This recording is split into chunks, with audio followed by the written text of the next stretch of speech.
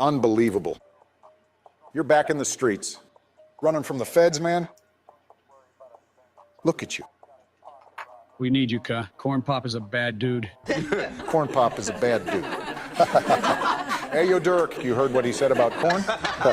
Corn Pop is a bad dude. Man, Corn Pop built this city. He got a lot of people loyal to him on this block. You know what they used to say? Corn Pop got the drop and Obama got the drama. Because I got that thing that go ra-ta-ta-ta. So you better check yourself before you shit yourself. Yeah. And if Corn Pop is such a bad dude, then what does that make this little corny-ass wannabe Dave Chappelle sitting right here next to you? You know what? Enough with the lollygagging. You way over your head on this one, big boy. This is Chirac. It's lots of malarkey going on in these streets. Just tell me one thing. Why are you protecting this rat? Barack, man. You shut your mouth. Because he voted for me.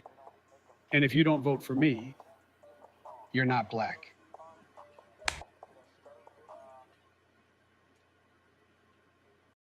Is there anybody listening?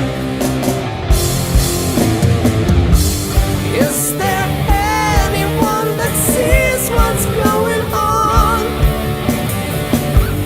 Read between the lines, criticize the words they're selling. Think for yourself and feel. Hello, Monday. Welcome back to the trailer park. I am Chanda-Masta, and this is Monday, man. I don't know how your guys' Mondays are shaping up, but mine's a typical Monday. I've got one eye that wants to run. I'm having the worst allergy attack. It is super warm. I woke up in a major hot flash. It's already 78 degrees. And for us, you guys know that is hot. It's going to be a scorcher today. Probably going to be the hottest day we'll have all year or close to it today. So all the ACs are cranked. And I think that's why my eye just keeps running. So if I shove some toilet paper up my nose and do the show, just go with it, guys.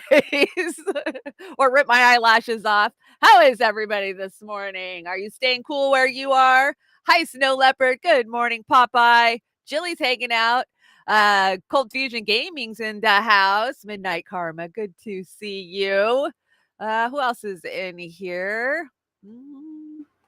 Go Start. Good morning, Go Start. I know we got some peeps hanging out over on the Rokfins. Fred Edwards, thank you so much for getting all of our tweets shared out. Good morning, Corky.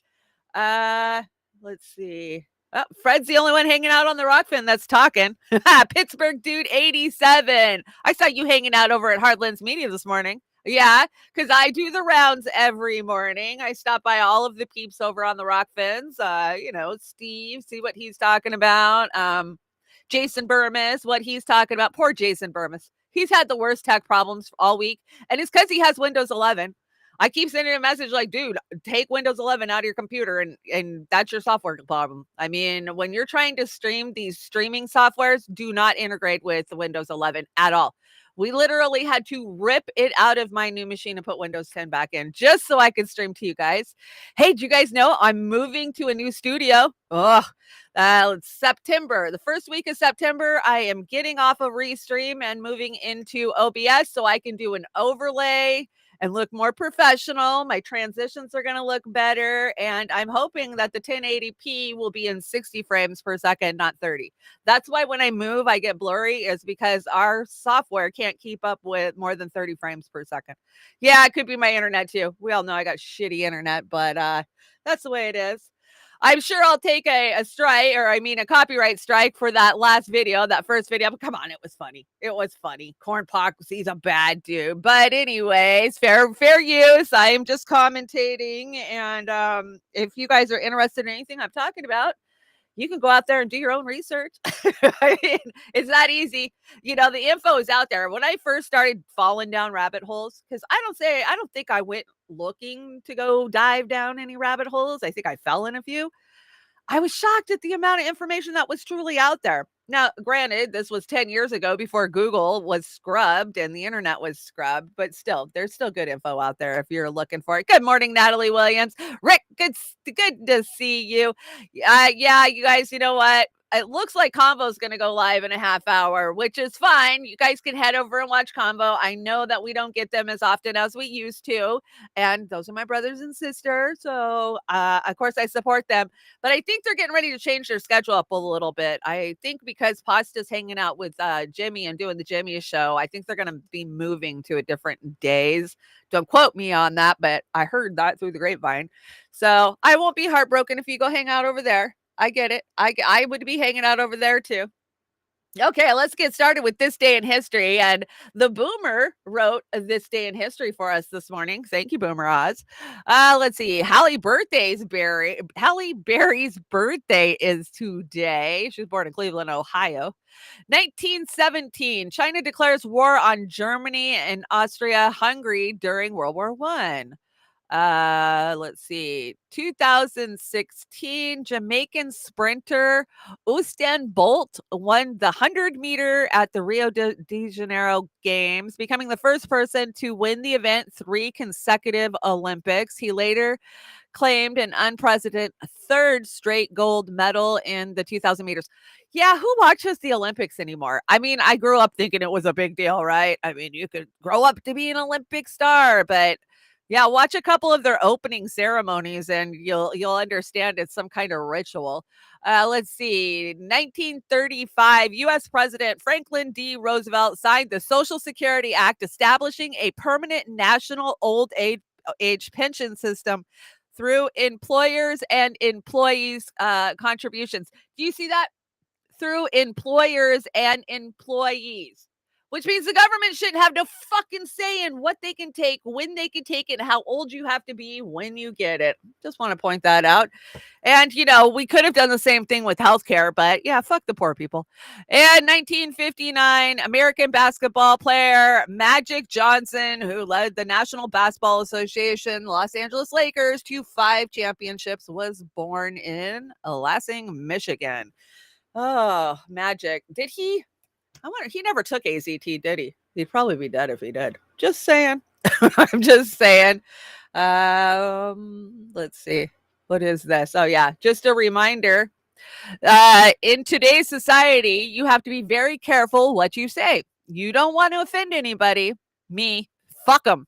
Remember, this is the trailer park. We drop truths here at the trailer park. Oz dropped this one. Banks, when you owe them $1, banks, when they crash the entire financial market and need $100 billion loan. Yeah, exactly. Right. Try overdrafting your account, man. They'll come for you. They want that money. They're going to get that money any way they can. Yeah, my mother-in-law was on the phone with Social Security this morning. Those motherfuckers. I mean, she gets just around $1,000 a month. She is old enough to where all of her insurance should be covered by Medicare or Medicare, actually, not Medicaid, Medicare, because she's Social Security. And no, Medicare Part D has decided they're going to come take part of her check. So they're dropping her from $1,000 to like $800 cash a month, because somebody's got to pay for that goddamn Medicare Part B, which doesn't even cover anything. And then so she calls Social Security and they go, no, you need to call welfare. This is their problem. They're the ones that did this. She gets so confused so easily and upset and riled. The older, I've worked in a lot of nursing homes. The older you get, the easier riled you get, right? You don't have that equilibrium, calm down, and sense of rationality that you have when you're younger. I swear to God, you lose your patience as you get older. I mean, to an extent, you get more patient, and then you hit a certain age, and then there is no patience, and it just pisses me off, the bureaucracy and the tape that people have to jump through, even at that fucking age, and then trying to explain to whatever representative, like, she doesn't have a power attorney, but I help her out. And then you got to get permission to even talk to him. And she's got to get on the phone and be like, yeah, talk to him. It's so insane. And I know I'm not the only household in America who's dealing with this. We have a whole entire generation of boomers that are aging out, that are now dealing with this crap. My allergies are so bad. I'm sorry, guys. For like 3 days now, my nose and eyes have just been pouring. I'm taking Claritin, but it's not doing any good for me. Big Pharma, you didn't help me out here, man. We're going to talk about Big Pharma today because I finished watching Painkiller over on Netflix, and oh my gosh, it pissed me off. It enraged me. It made me sad. It flashed back to, times in my own life. So when we get there, we'll talk about it. And we got a lot of stuff to talk about. We're going to start with Biden. And then, of course, we're going to talk about the election. And then we'll talk about the fire, the Malibu fire, and the Oregon fire. There's an Oregon fire going on right now that they're evacuating. And so, the normal. I got a few conspiracies on the deck, too. We'll figure that out. Good morning, Gregory Walker. Jim, stop by. Good to see you. Skaroo, good to see you. Skaroo Google. That's a good name. Skaroo Google. Yes, screw Google. Okay. Impeach Biden now. Let's see. Ask not what your country can do for you. Ask why these two are not in prison. We know why they're not in prison, Oz. Oz dropped that one on the deck to us. We know why they're not in prison. The least don't put each other in prison. Are you serious? Unless you're Donald Trump. I think they really want to put Donald Trump in prison, but I guess we'll see about that. I mean, this crime family is insane. We have the same DA who made the deal, the sweetheart deal that fell through for Hunter being appointed the special counsel. What? Such shit livery going on, right? They're not going to do anything to Biden. Come on. We know better. They barely did anything to Trump. I had to bring this. Did you guys know we have a new candidate that's kind of in the race, but kind of not in the race? Have you seen Dean Phillips? Oh my God, this guy. I watched, let's see, his whole entire interview over at Meet the Press with Upchuck Todd yesterday morning. And the whole thing was just cringe. Why do the Democrats have this guy out there? I don't even know. He's not pushing back against anything. And he's just saying common sense shit that we all know. But at the end of the day, he's still a Democrat. So let's hear from Upchuck Todd. Welcome back. President Biden currently faces just two minor Democratic challengers. Robert Kennedy Jr., he has a famous name, but he's a lawyer and a vaccine skeptic whose candidacy has been boosted by people like Steve Bannon and financed in part by MAGA donors. Oh, no. Then there's Marianne Williamson. You may remember her from 2020. She's a self-help author and was on the debate stage briefly in 2020. Just say she's Oprah's Cornel friend. West is vying for the Green Party nomination and could pull votes from the left. And West Virginia Democratic Senator Joe Manchin is flirting with an independent run and may leave the party to do that. And now Minnesota Congressman Dean Phillips is calling for a more competitive Democratic primary, saying voters don't want a coronation, they want a competition. Phillips, who is in his third term representing suburban Minneapolis, let me tell you a little bit about him. He lost his father in Vietnam. After business school at the University of Minnesota, Mr. Phillips joined the family business, Phillips Distilling. He went on to help build Talenti Gelato. I'll never eat into a Talenti top-selling again. Gelato brand, and also opened Penny's Coffee, a small business in the Twin Cities. And he is, like I said, in his third term. Phillips has denounced, by the way, the no labels attempt to fill a third-party ticket, but he has called for serious Democratic primary challengers to President Biden. And last week, he met with Democratic donors in New York about the race, and potentially entering it himself if no one else does. Congressman Phillips, welcome to Meet the Press. Good to be with you, If I sum this up right, you are not interested in being a candidate for president technically yourself right now, or are you? That's a fair Technically, statement. no. Okay. What I'm technically and legitimately doing is representing. I'm a representative, and I'm representing what I believe to be the majority of the country that wants to turn the page. Tired of the meanness and the fear-mongering of Donald Trump. I would like to see Joe Biden, a wonderful and remarkable man, pass the torch, cement this extraordinary legacy. You don't want him to run for re-election. I believe what's in the best interest of the country. And by the way, this is not how everybody thinks, but I do believe a majority wants to move on. I hear from way too many people. Now, this is But not the with news you. was that I was meeting with donors. The fact is, I listen to normal Americans every day, and my own feelings. And Is the this all fact about is, age? This is no. This is about how people feel. By the way, it's not about what's real all the time. It's about how people feel. People want to turn the page. I think that's fair to say. As a Democrat, I adore Joe Biden. He saved this country. He can cement his legacy. My real call to action right now is not about me. The call to action is to ask the president to pass the torch. To pass the torch. I didn't bring you guys the whole interview because it's just disgusting. It's him licking Biden's ass and kind of calling the Democrats out. Well, people want a fair primary. They want a challenge. They want to know that somebody's not being coronated, that they're actually being elected. We would literally have to revamp the whole entire primary system from state to state in order to do that. The Democrats have got it in the bag. It doesn't matter what state they're in. You know, they control their own primaries. A lot of people don't realize that. They think that elections are controlled by the Secretary of State and the auditors from county to county. But no, it's up to the Democrats to throw their own primary, right? The only requirements are that they actually have candidates to get on the general ballot for a general election. So when it comes to primaries, I was shocked at the primary system in my county. They didn't know what the hell they were doing. They only do it once every 4 years. And they actually, under Obama, I don't even think they did that because he was coronated. So, I mean, literally, they don't know what they're doing. They get we got the mail-in ballots. I remember being handed, because I was the precinct captain for my area or whatever. I got handed an envelope full of absentee ballots before the primary. I'm not even kidding. And I was like, what the hell? And there was like 36 of them in there for Bernie, and there was like 40 for Hillary, right? And so our little area, we ended up flipping a coin to get delegates. I know that. But so it's the way the delegate selection goes. And why are delegates important? They're important if you go to a contested convention. But we're never going to have a contested convention inside the Democratic Party unless it's engineered and rigged to be that way, right? We could have had a contested under Bernie Sanders. We had more than enough ample support and proof that we had the right to overturn that primary in 2016. But that's not what happened. That's not what happened at all. I think they took Bernie in a back room and said, we're going to tell the world about how you used money for this and for money for that. And we're going to go after your wife. So you're going to shut up and you're going to fall in line. And guess what? Bernie shut up and fell in line. It's true. It's true. But it's even more heart-wrenching and sickening when you see what Bernie's been up to lately. And, you know, these donations that we're talking about with Bernie, they happened this year. This is 2023. This isn't something that somebody dug up from 2021 or 2020 or 2018 or 2016.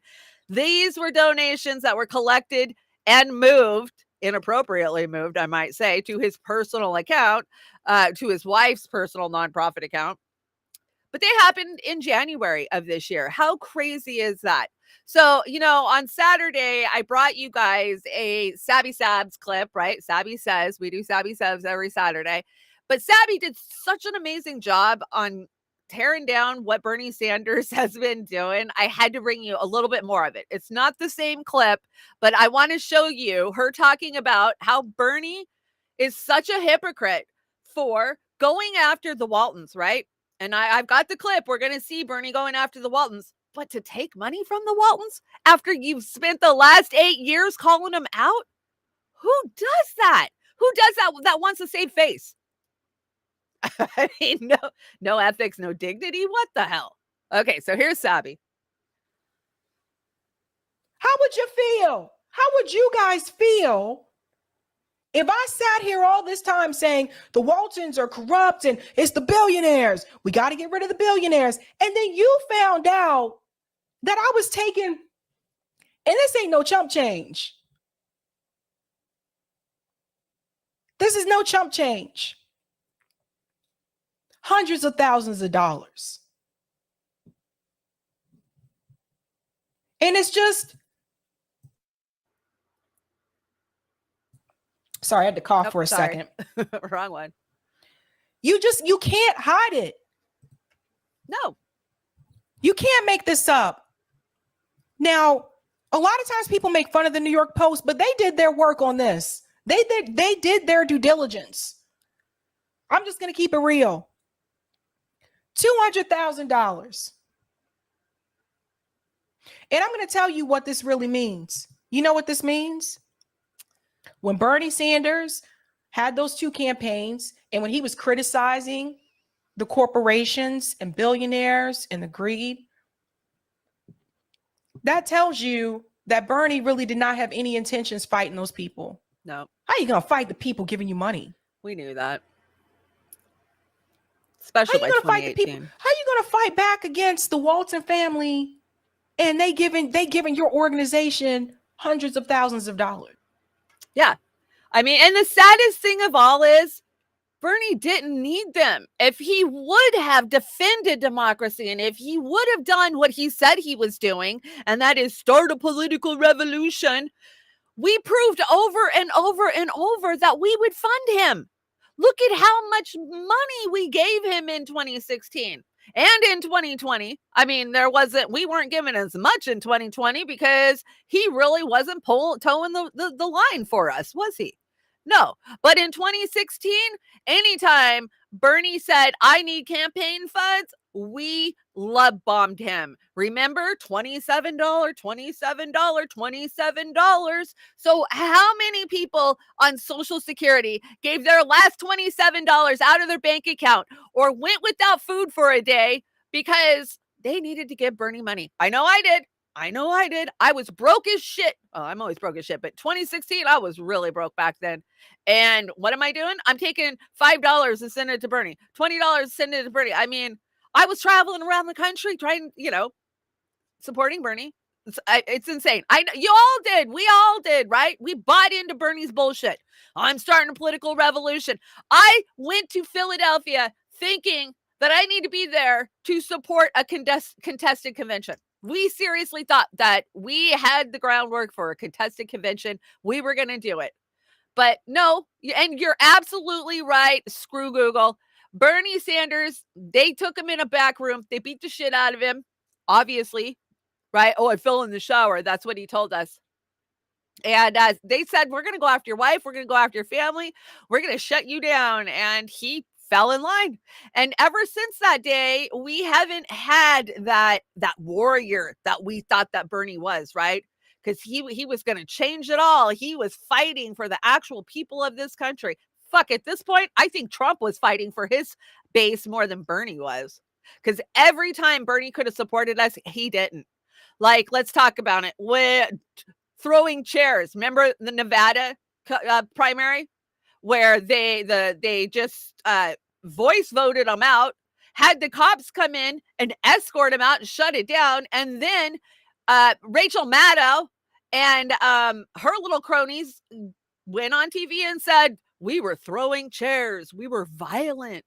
But did Bernie ever say a word? No. Did Bernie ever defend his base? No. Is there a time in 2016 that Bernie ever defended his base? No. I mean, we should have seen it. It was plain as day. It was plain as day. But you know what? My heart was involved and I didn't want to believe it. I wanted to believe that there was somebody who was going to fight to save the future for our grandkids and our kids. But it's not Bernie Sanders. And I mean, if those campaign donations and his shady shit, and you know, the sad thing is Bernie's not making the money that he used to make. So all that money, the hundreds of millions of dollars that we sent him from 2016 to 2021, we'll just say 2021, where the fuck did it go? Where did it go? Who did it go to? All the hardworking, poor Americans who sent Bernie money. I want to know where that money went. Well, we know a huge chunk of it went to Act Blue, right? Act Blue. The Dems mechanism for raising money. They got a couple of new ones too now, let me tell you. I played around with their apps because I did a little canvassing not too long ago for them. And I do that stuff just to stay up on what the hell they're doing. But you know, what a hypocrite. Oh my God, what a hypocrite. So here's Bernie. This was 2001 or 2021. So not that long ago, you know, he's taking on big bad Waltons. The same people that are giving him money. We call this meeting to order, and let me thank Ranking Member Lindsey Graham and the other members. Oh yeah, thank Lindsey Graham, definitely, for being with us in person or on video. I would also like to thank the many witnesses who will be testifying today, most of whom who will be joining us remotely because of this pandemic. I want to call this hearing to order in order to discuss a very simple, yet I believe profound question. And that question is this: why should the taxpayers of our country, many of whom are struggling economically as a result of the pandemic, give me money, be subsidizing the starvation wages being paid at some of the largest and most profitable corporations in America? That's the simple question. Why should working people be subsidizing some of the wealthiest families and largest corporations in America because of the starvation wages they pay their workers? And let me be very clear. The largest welfare recipient in America happens to be the wealthiest family in America, the Walton family, a family that owns the largest corporation in America, Walmart. This is a family that is worth over $200 billion. It is a family that has become $50 billion wealthier since March of 2020, during the worst public health crisis in over 100 years. This corporation that they own, Walmart, made over $15 billion in profit last year alone. And yet, despite this massive family wealth, despite these very high corporate profits, Walmart pays wages so low that tens of thousands of their employees are forced to rely on public assistance in order to survive. Okay, we've heard enough of Bernie's hypocrisy.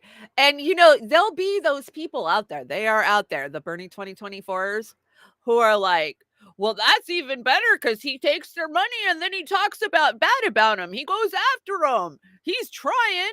You know, how was he supposed to know they were wrapped up in a super PAC that he took money from? There's always an excuse to protect Bernie. There always has been. I used to do it. I used to fucking do it. I don't do it anymore. They're all fakers. All fakers. There is 545 people in charge of our country. That's how many people we give the entire, you know, for millions of us. You guys decide. You guys know best. You are the arbiters of truth and justice. And, you know, Bernie's just one of them. And yeah, one does not simply get over election fraud. No. You know, the Trumpers, they weren't even allowed to say that there was fraud, right? I mean, we took 2 strikes on Beauty and the Boomer channel for telling you guys that in the last 3 years. I think you're allowed to say it now, but I don't. But still, you know, we were screaming about it before them. We were screaming about it in 2016 because if you have a rigged primary system, then the candidates that you go into the general with were not the ones that were picked, right? Therefore, it's not real. It's a coordination. And I'm not even playing the game this time around. I don't even know if we're going to have a game this time around. I really don't. I really don't. For the first time in my entire life, I think, wow, they could really screw this up. Yeah, I know. Convo's live, guys. Go ahead. It's okay. You want to stick around and hang out with me, or you want to go hang out with Convo? I will definitely be over there later checking out what they're talking about. So thanks for joining me on this Monday morning. And tell them Chanda sent you. Tell them the trailer park. Speaking of that, I brought you guys a fee says because, you know, I love my brothers and sisters over at the trailer or at the Convo couch. They're doing an amazing job. So yeah, let's hear from Fee because we don't get a lot of RT in the U.S. anymore, right? European gas prices have jumped nearly 40%, making it the largest spike this summer. The rise comes amid preparations for a worker strike at LNG plants in Australia, which now serves as an alternative to sanctioned cheap Russian exports. These sanctions have also triggered a price surge in the oil sector following joint production cuts by the industry's powerhouses, Saudi Arabia and Russia. The cost of one barrel has now surpassed its price in January this year. Meanwhile, the CEO of one of Germany's leading energy providers has said that the EU will face a tough winter. We have to be clear that the structural change due to the Russian war against Ukraine and the drop out of Russian gas for supply of Europe is going to stay, and therefore the crisis is not over. In the long-term outlook, we are modeling a structural increase of prices because the cheap Russian pipeline gas is gone. So there we have roughly a doubling to tripling of prices on the gas side. And that is a fact that is not going to go away anymore, I'm afraid, not in the short term. International politics professor Mora Aslan says the European energy crisis is a result of its failed attempt to shift away from fossil fuels and the backfiring of sanctions against Moscow. once you sanctify Russia, that's for sure there will be consequences, especially directly having an impact on European energy market. The European energy market is dependent on the foreign sources like 55.5% as of 2021. And this percentage is increasing on annual basis. On the other hand, the Europeans had started a sort of transformation, like having hydrogen-based energy and renewables, replacing fuel, oil or gas, that means fossil fuels. But at the end of the day, or at the end of the decade, let me say, it's not a success story. When you sanctify Russia, it's very clear that there's a negative impact. And once there happens incidents in Africa, for instance, Sahel region, or else, the supply of energy resources directly feeding the European industry will be in danger of being short of answering the demand. Yes, then we have to expect a negative impact in the short term and medium term.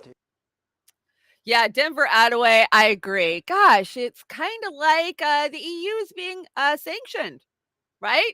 Sanctions are backfiring. We have been saying for years that sanctions only hurt the most vulnerable of a country. And in this case, it's backfiring and hurting our most vulnerable allies, right? Do you know that Germany was the #1 economy in EU, and Russia has now surpassed them and is now the 5th largest economy in the world? All of this happened under crippling sanctions. Remember, we were going to shut Russia down with sanctions. Well, that's not what's happening. Our allies are the ones that are being crippled, and winter's coming. And it's going to be a cold winter. And they want a cold winter, right? Because then the people get pissed and then they want to go to war. And then they're more supportive of, yes, shut Russia down because they're hurting us. That's exactly what they want. And of course, the U.S. is going to support this shit and push it because, hey, it's our plan. Do you guys see this Russian propaganda that dropped? Oh, my gosh. All right, this is Ukrainian propaganda against Russia. I love the sunflowers in the background, but check this out. I got questions. Американці прислали мені джіп, тож росіяни, краще ви тоді біжіть, бо ЗСУ прибуде в ту же мить, бо ЗСУ прибуде вас там бить. Гадаю, ця орда була друга світу, тепер з них ловлю прикол, ліга сміху, от би попити живчик так, де ти дупив, як бачиш живчик вже допив, ну а тут і ти. Why do the Russians have such big asses? Is that a thing? Like, what is that? Is that a thing? Yeah, I love how they put a face on the drone too. Yeah, I came across that. That was just crazy. I've been saying it. I keep saying it. We're in a Cold War again. Obviously, we're fighting a proxy war, and I don't remember which diplomat it was this week that said, "What does it matter? We're not sending American lives, so we're winning as long as it's Ukrainians who are dying over there." What does it matter? I was listening to Garland Nixon this morning. If you want a comprehensive breakdown of what is going on in the Ukraine, I advise you to follow Garland. Garland does a great podcast daily out there, just letting you know the propaganda and bullshit that's being sold by our State Department. And the #1, thing that they're selling right now is this counteroffensive. But it's not a counteroffensive when you're getting your asses completely handed to you. And they are so bad that CNN even had to admit it. I mean, I brought you guys a clip last week of CNN, admitting how bad it's going. So it's bad. Well, let's talk about the U.S. A lot of stuff going on yesterday. Do you see that one where the house blew up? I want to say in Pennsylvania. I didn't bring that one. That one's crazy. But this one was reports are saying a MiG-23 fighter jet has reportedly crashed into an apartment building. Upon pilot's ejections, officials are asking everyone to avoid this area. Story is still developing. And I found the video to this. Check this out. This is an air show over Van Buren Township, Michigan. Oh my God! I don't know. Oh no! Oh no! No! See both pilots. No! No! No! No! Oh my gosh! Oh my gosh! They ejected. Oh Holy my shit! gosh. Joseph's got it on.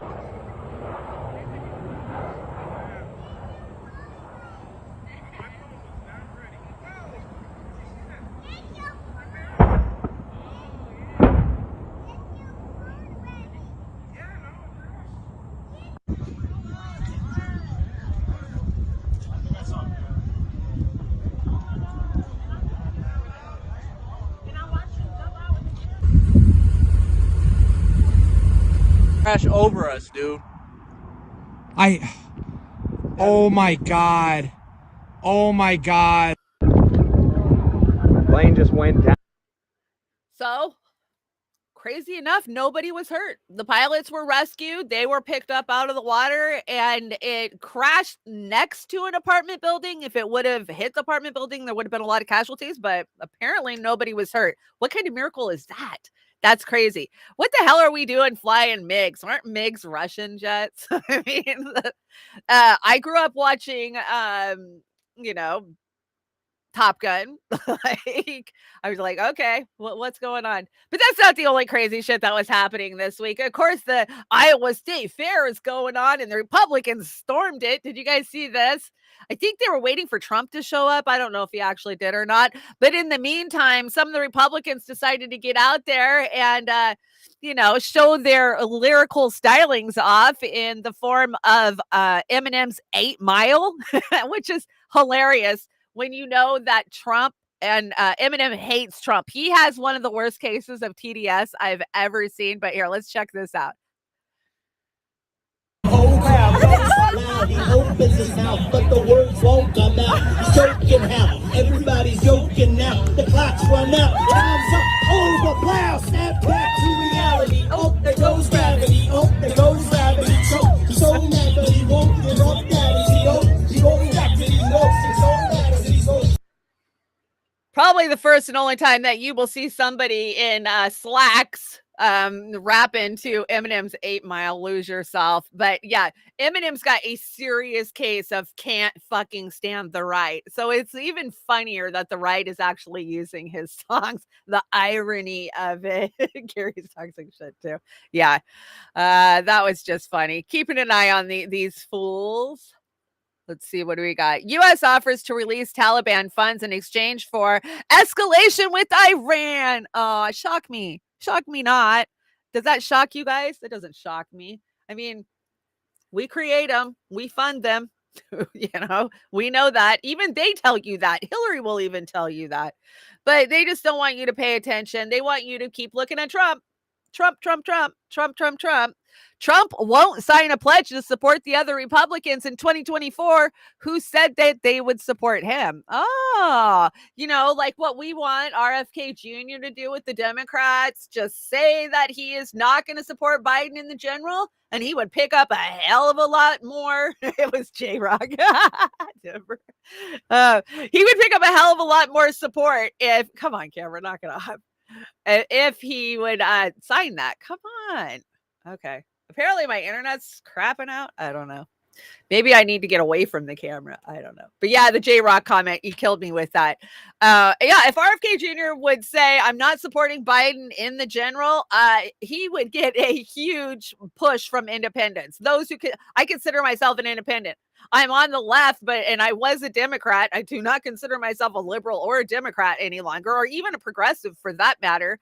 But the fact that he's inside the Democratic Party playing in their primary, it totally turns me off. I won't have anything to do with it. I've already been ripped off, duped, sheepdog, gaslit, and herd back into the Democratic Party. I ain't doing it again. So I know there's always the newest, youngest generation to do it. So yeah, Trump, he's not going to play the game. And the Republicans really want Trump gone. The neocons want Trump gone, right? J-Rock, you got it too, Vic. Okay, so J-Rock, if you don't know who J-Rock is a character on Trailer Park Boys. And he's this white wannabe rapper dude.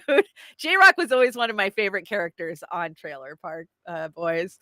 Okay, and he did look like J-Rock. Well, happy birthday, Art Cassette World. Happy birthday. We get a lot of birthday. We got a lot of summer birthdays. Every day it seems like we have a birthday here. Well, I hope you have a peace-filled, family, joy, happy day. All the things that make us happy, right? Let's see, what is this? This is Macron and his French government. This is the finger sign representing the Eiffel Tower as a logo for the Olympics in 2024. Let's see. Are we sure that this is just a finger sign and not them throwing some Illuminati gang signs? Come on, play.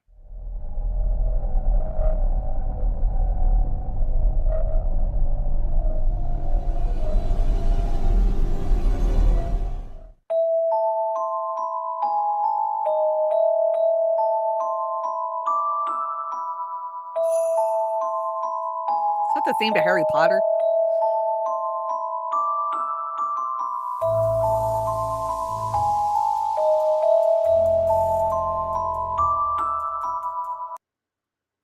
Wow.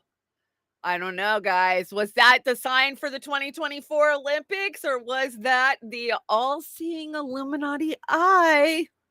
They just want you to think that it is Olympic gang symbol. So, like I told you guys, the Olympics have a ton of symbolism in them. So maybe, I don't know. It's Comrade Ken's birthday too. Oh my gosh, you guys are just having a birthday day. Well, happy birthday to you too. A lot of August birthdays. Why is that? Because it's cold in January. Is that why? December and January. That's why there's so many babies born in August. Rest in peace, Norm Macdonald. Now, this might strike some viewers as harsh, but I believe everyone involved in this last story should die. I just had to bring that because I love him.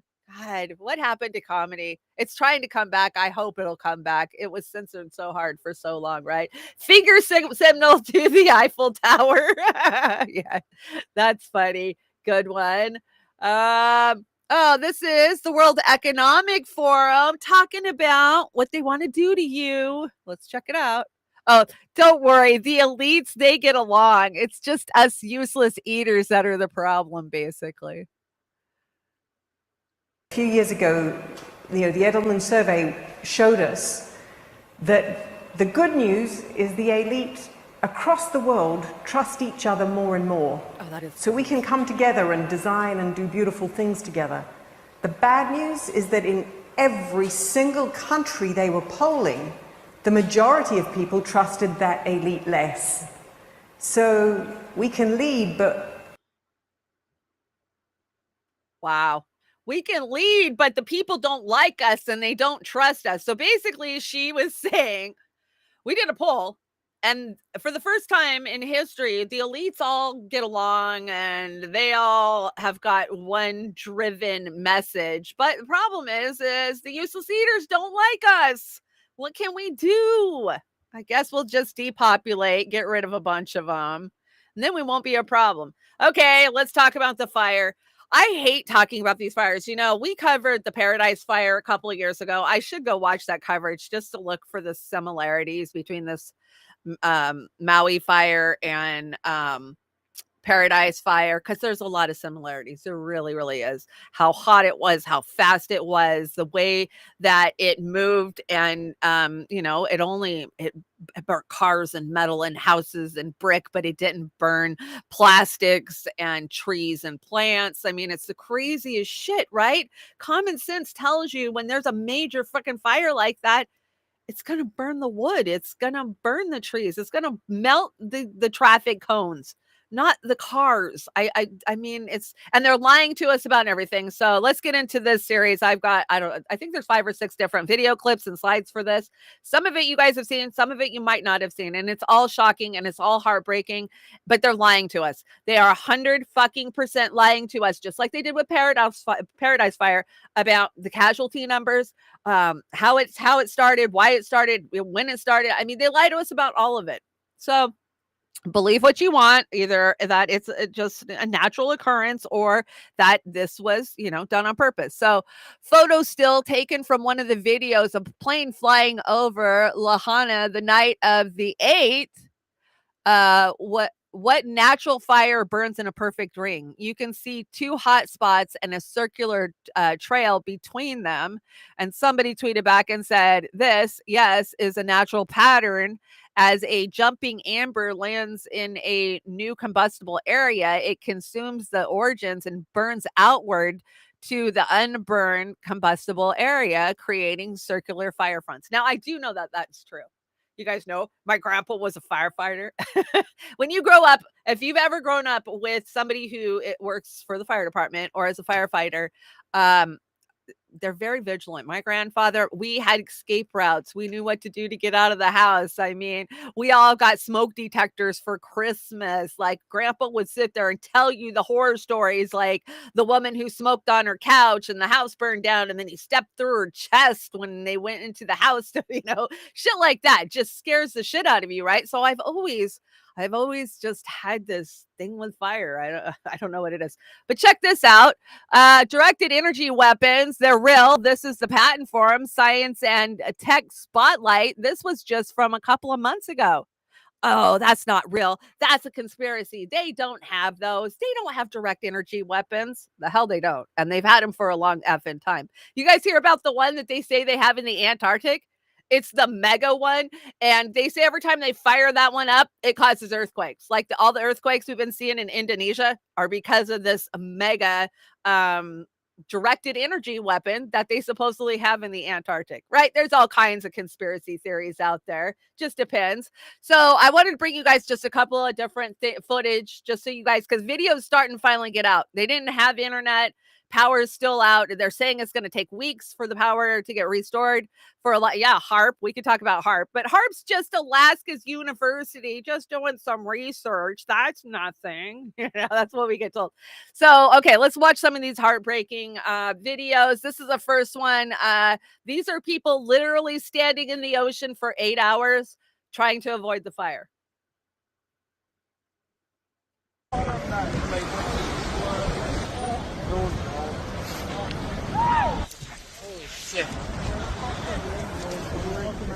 You're gonna be okay, Milo. Holy fuck. Close that window. Both sides, to the left and the right, are on fire. White smoke starting to come, which means the fire's starting to die out.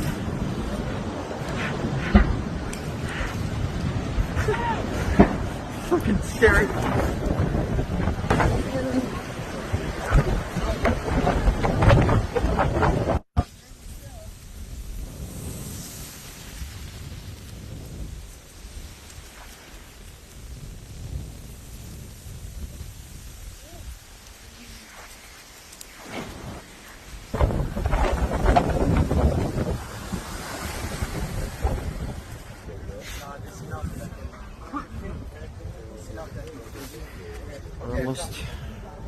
Almost rescued.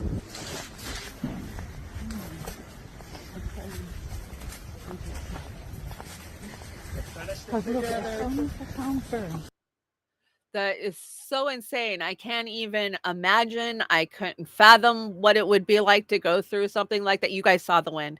It doesn't matter where the spark came from, whether it be from a directed energy weapon or somebody discarding a fucking cigarette. With that kind of wind, there's no way to even get it under control. But why was it so hot? A normal forest fire doesn't burn hot enough to melt cars. So let's check this out. My source in Maui, Storm Chaser, said that the death toll is close to 1,000, said it's so sad that they can't identify people. They're transporting bodies into the buildings to shield them from the view. One building alone has about 500 bodies, said it looked like the Holocaust. And yeah, so right now the official death toll is under 100. Like 93, I think I heard this morning, or 98 is the official. And there's over 1,000 that they say are missing. But when you listen to the interviews and you watch the videos of people that are out there, they're telling you bullshit. It is bad. There's bodies everywhere. It smells like death, like, here, let's check it out. Here's another video. Okay, guys, it's Friday, August 11th, 2023. and I'm walking around Lahaina a couple days after this catastrophic fire, and you can see there's X's in front of hundreds of houses here, hundreds or thousands of cars. I don't know what the count is. I don't know what's going on here any more than what I see, because we can't get on the internet and we don't have any power. But I believe those X's mean they've searched for bodies. And this fire was so hot that all of the wheels of the cars have melted. All the aluminum has melted. Look at that. You can see it just like water. It ran down the gutters in places where there's just molten aluminum everywhere. So I don't know how hot a fire has to get to do that, because I can't search for anything on the internet, but let me know in the comments. And you know, one other thing I'll say is, I think on one of the neighborhoods I was walking through yesterday, I commented that it smelled like a fireworks show, and you know, just more intense. But that is not what it smells like here. Here it smells like death. It smells like dead bodies is what it smells like. I mean, it's unimaginable. I mean, anyone who's ever smelled a rotting animal carcass, that is what it smells like when I'm walking around here. And you know, it's like this for miles. And I don't know what it looks like if an atomic bomb hits a city, but I couldn't imagine anything being much worse than this. I mean, the devastation here. This was a fully functioning neighborhood. This was like a normal, you know, kids playing basketball in the street, like normal place 3 days ago, something like that. So I had to cut the video off here because up ahead there are a lot of dead animal bodies, which is a pretty horrific scene. I don't know if that's the type of stuff I can even show on TikTok. I can't look it up at the moment.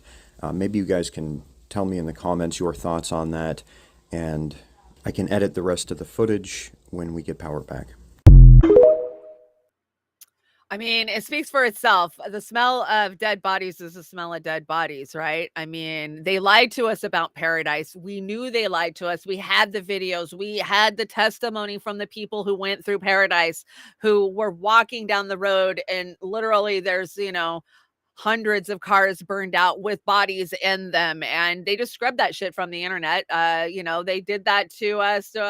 What's another where they just scrubbed the video? Vegas. The Vegas shooting. Remember, the videos were all gone. I mean, we have so many, everybody has a phone in their hands now. So when something happens, you just whip that phone out and you're recording it. It's on the internet. And then Google just takes it down, right? So there's a problem because tourists are going there. I mean, there is no power. There is no food. There is no water. There's people who don't know how they're going to survive. They're trying to get aid in there. And there's goddamn fucking tourists going there. Why am I not shocked? I'm not shocked at all. Let's hear this testimony from a woman who is there trying to, you know, she lives there. She's trying to help people.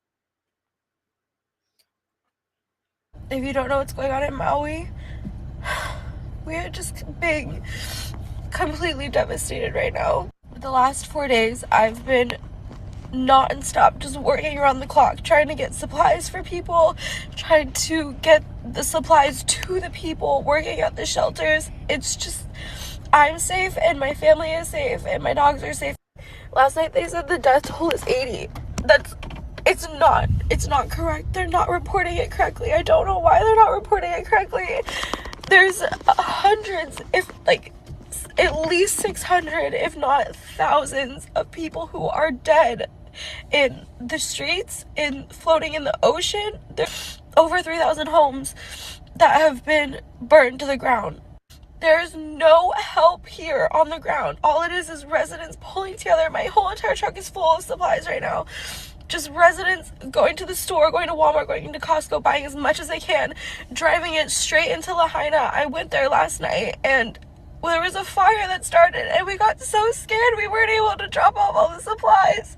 But there was flames that we saw and we were like, we just have to get out of here. It's so awful. The people who were able to evacuate Lahaina and get out, they're at the shelters, and the shelters are just a mess right now. They're so disorganized. We don't have anyone from any organizations helping. I think Red Cross is here, but it's just so unorganized. No one knows what we need. It's awful. And the people that are still in Lahaina that were not able to evacuate, they don't have gas in their cars, they can't leave. Some people are just holed up in their houses waiting for someone to come knock on their door and give them supplies. They don't even know supplies are like being distributed at the docks in Lahaina. And it's getting so bad in Lahaina. I never thought this was gonna happen, but there's people going into like other people's homes trying to steal their stuff, like trying to, I heard that the people are being held at like gunpoint over there. I'm doing everything that I possibly can. I've literally been working nonstop the past 4 days, but it's like, where are the trained officials? We're not trained to do this. Like, this is... I haven't gotten a break, and I've just been like, I have to help. Okay, I think you guys get the gist of it. I don't know. I guess things are so chaotic she doesn't realize her shirt fell off. But, you know, the point of it is that she's crying for the rest of the video, asking where's FEMA? Where is anybody to help us? Why is there nobody coming in with donations of water and, you know, things to distribute? Why is it just volunteers? Why is there no government response? And where's Biden? Where's Biden? Let's go, Brandon. Yeah, he got no shits to give about Hawaii. I saw this morning he was approached by the press and asked to give a comment about the Hawaii fires. And he said, no comment. I got no comment because I'm busy sending money to Ukraine. I can give no shits about fucking Hawaii or the people of this country. But we see this over and over and over with Biden. I mean, East Palestine, totally poisoned, complete accident. No response. I mean, we've had emergency after emergency.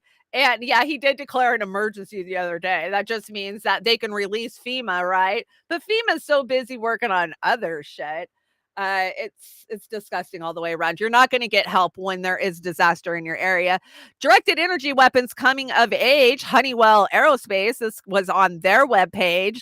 Directed energy is a breakthrough technology whose time has come. The U.S. Army confirms in June that is accelerating efforts to field a directed energy weapon prototype by 2022.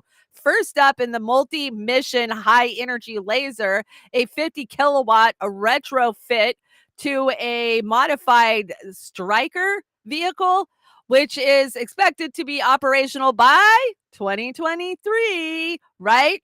I mean, they tell you what they're doing. This is what I'm always talking about. They always tell you what they're doing. They have to. That's the rules of the universe. And yeah, it seems to be fully operational from what we can see and just how, you know, how they've been using it. Here's a aerial look. Let's take a aerial look of the fires. And it's almost shocking that some of the most expensive properties and hotels, they didn't burn. Imagine that. It's so hit and miss. It just jump over one complex and get another complex. Just doesn't make sense. Turn this down a little. You guys don't have to. Look at it, it's all green right there. Green. Oprah's Place got spared. Oprah has 2,000 miles or 2,000 acres, and don't worry, she's going to give money later.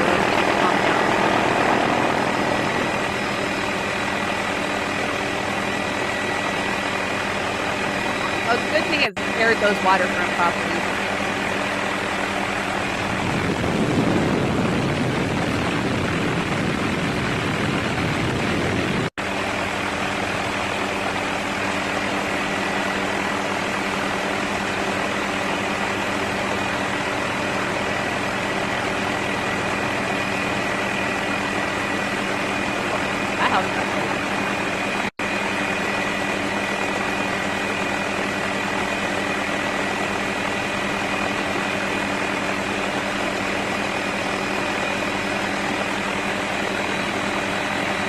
I got saved.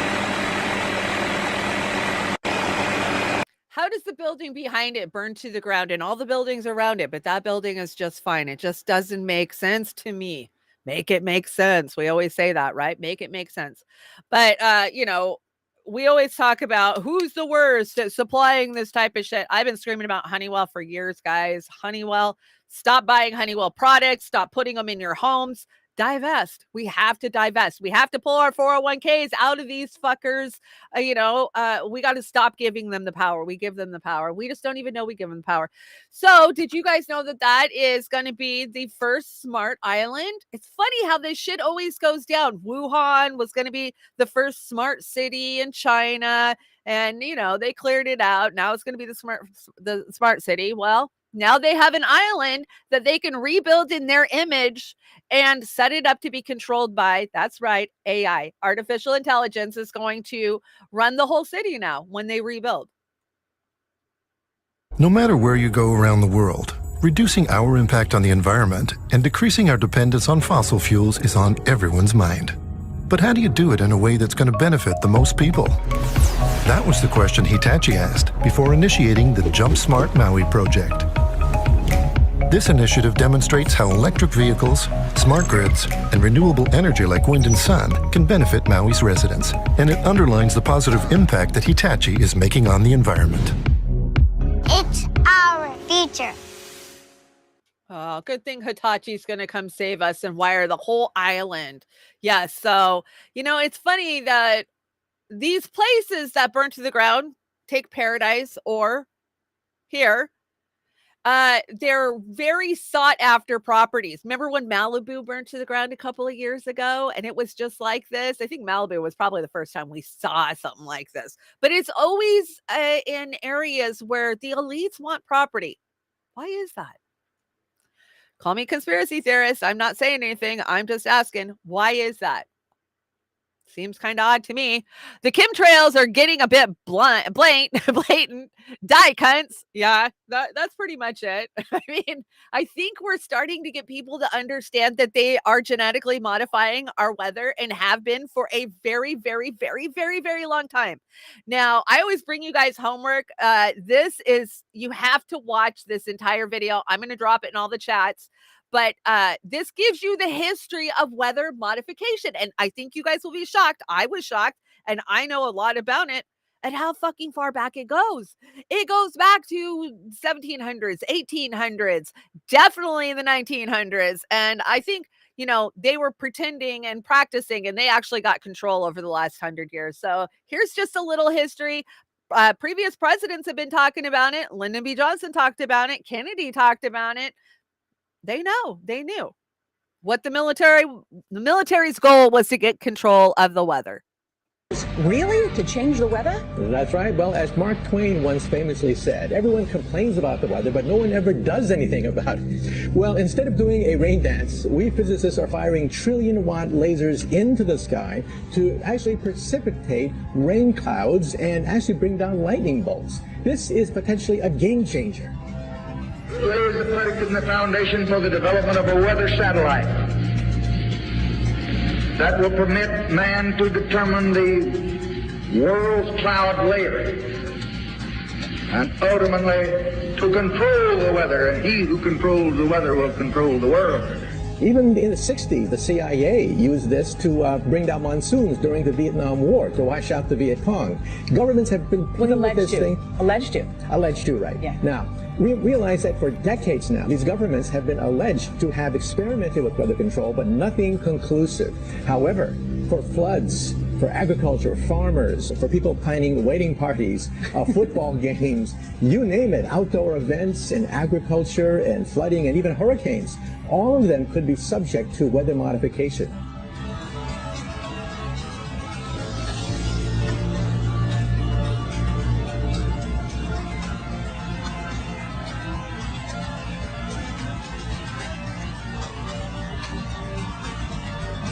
For as science investigates the natural environment, it also modifies it.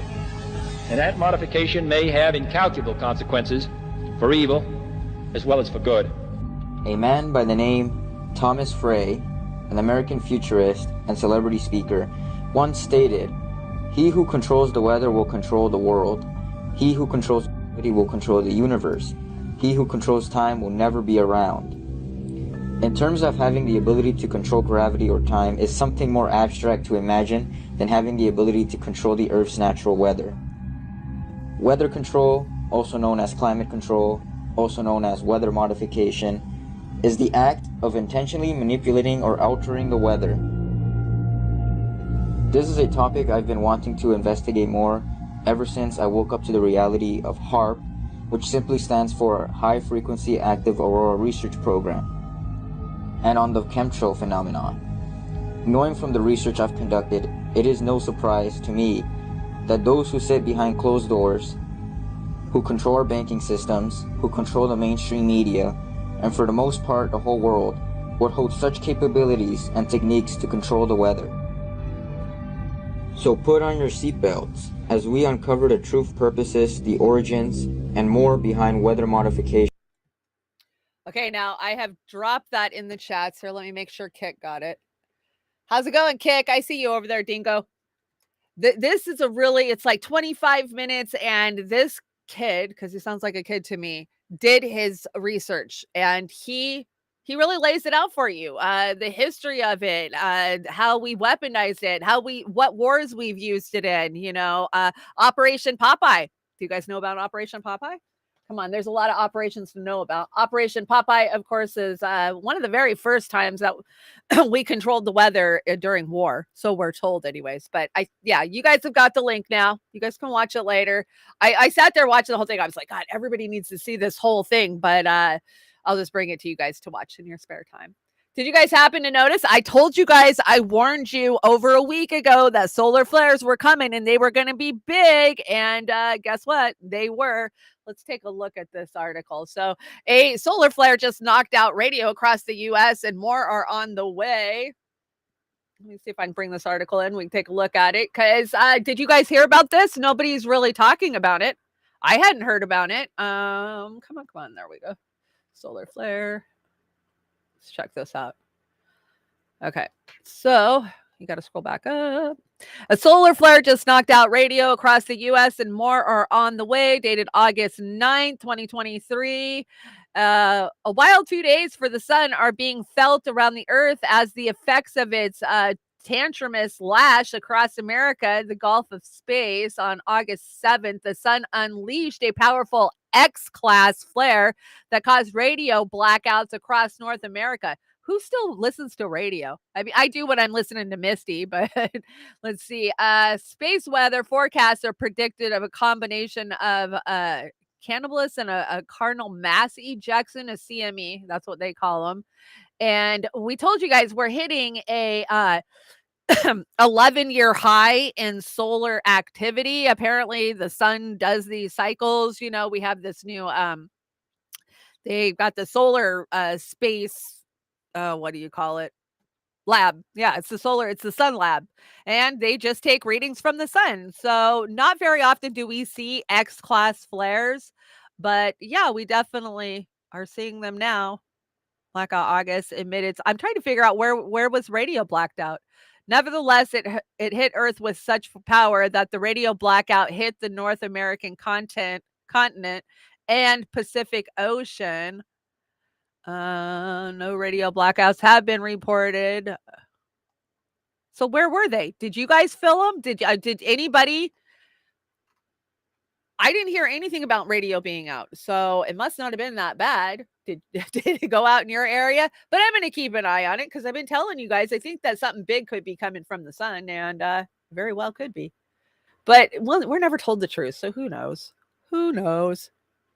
Let's do some culture war. I got a JP Sears here. This is CBDC's digital currency coming to a bank near you. I'm getting pretty excited about the impending doom of CBDCs. CBDCs are those new draft picks of Team LGBTQIA+? Shockingly not. It's central bank digital currency. It's coming whether you like it or not. Personally, I like it. That definitely doesn't sound like a part of a globalist takeover. What are central bank digital currencies? Well, you know how people love cryptocurrencies because they're decentralized and they give people complete control of their money? Yeah. Well, CBDCs are like cryptocurrency, but instead of being decentralized, they're as centralized as you can possibly get. Oh, so it's like cryptocurrency in the sense that it's the complete opposite of it. Yes. And is your digital currency controlled by blockchain technology so nobody can mess with it? No, it'll be controlled by the Federal Reserve so the government can always mess with it. That sounds amazing. Way better than crypto where everything is decentralized and you're the steward of your own money. And I assume CBDCs will be backed by gold, making them a digital representation of something of actual value? No, CBDCs are backed by the US dollar, which is not backed by gold. I have directed Secretary Connolly to suspend temporarily the convertibility of the dollar into gold or other reserve assets. So CBDCs are backed with nothing of value, which is also backed with nothing of value. Exactly. Do you know what a pyramid scheme is? Absolutely not, but I'm really excited to go along with digital currencies. I mean, you're really talking me into them. Oh, and get this. You know how cryptocurrencies can be really volatile where the value of them can go up and down? A lot of uncertainty? Yes. Well, digital currencies are better than that because the government will control them and they're always doing things to devalue the US dollar, which means your digital currencies will do nothing but go down, which gives you certainty. So no more stress about the volatility of cryptocurrencies. Now, with this centralization of money that you speak of, does this mean that the government can monitor all your financial transactions? No, it doesn't mean the government can monitor your financial transactions. It means the government will monitor your financial transactions. Well, I guess that's a good thing, and if that's just all they do, well... Oh, it sounds like they'll be doing more than that. Yep.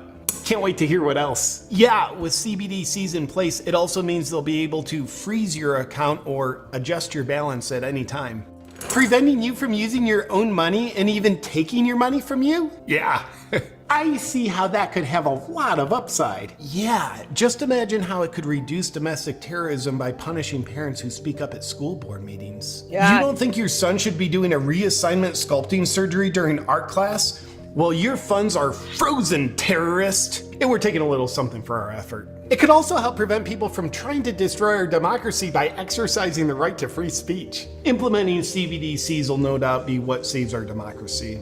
This system could also get our elections back on track by punishing people who vote for the wrong candidate. That would be helpful. And I assume the World Economic Forum is probably against CBDCs. No, they're for them. Oh my gosh, I am surprised by that. Yeah, the WEF says that CBDCs will be the safest digital asset available for the general public. They'll do anything to make us safer. They also say that CBDCs are a risk-free form of money that'll be guaranteed by the state. Yeah, well, we've already covered that there's no risks with CBDCs. They eliminate the people that are the risks. And the WEF says that CBDCs will improve financial inclusion. Anything done in the name of inclusion always works out super well. If you're poor, the government's already had the ability to come in and take anything that's in your accounts, right? Try owing the government any kind of money. Owe the IRS or even owe your local state. Say you got unemployment and they decided after 2 years, you haven't been on unemployment for a year, but a year later they decide, well, we don't think that you got fired the right way or that you actually qualified. We know we sent you the money, but we want the money back and we want it back with interest. And so we're just going to go into your bank account and we're going to take it. They've been doing this shit for 20 damn years to us. This will just make it an easier path, right? They don't actually have to fill out any paperwork to grab your shit. Don't buy into CBDCs. Use cash. The less that we use cash, the less that places need to have cash, the more places are not going to have cash. And we're starting to really encounter this, right? I mean, I brought you guys videos. I bring them all the time of stores that are completely cashless now, people trying to use cash. Cash is king. Cash is what keeps the poor people moving. So use cash because you're actually helping the poor if you're using cash. I know it sucks to have to go take money out, but it's really not that bad. If you're grocery shopping, whatever, just hit that cash back button, get $100 bills in your pocket. You never know when an emergency is going to happen either. When's the next space wildfire going to come burn your community down? You're going to need some cash. So I just say it's probably best to keep cash on you at all times now.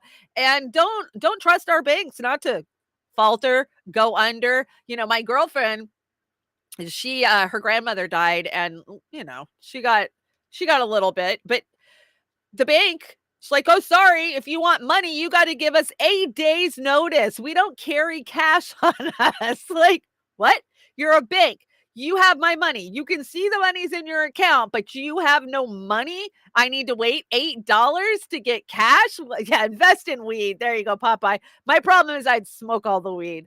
So cash is king. Keep using cash. You have to. You have to.